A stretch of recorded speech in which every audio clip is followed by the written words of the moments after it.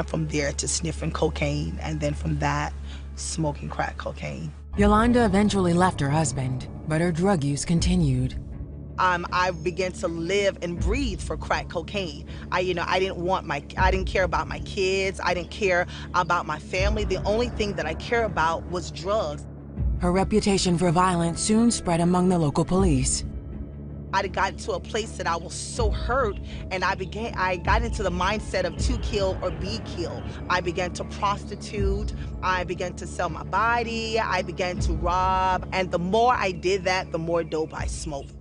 But even during her darkest times, Yolanda would still call on God.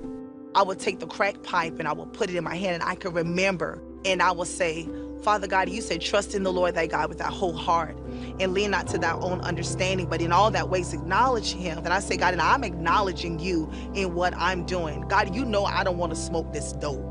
Yolanda racked up 35 felony drug convictions and was facing 111 years, but the judge only gave her 2 years. I can remember being the prison walls where I began to find Christ again. Being in prison is just you and God. Yolanda continued seeking the Lord from her prison cell. At one point, she had to be tested for AIDS. When you come into prison, they have what is called a receiving and an evaluation. And what you have to do is you have to become medically clear. And I began to think about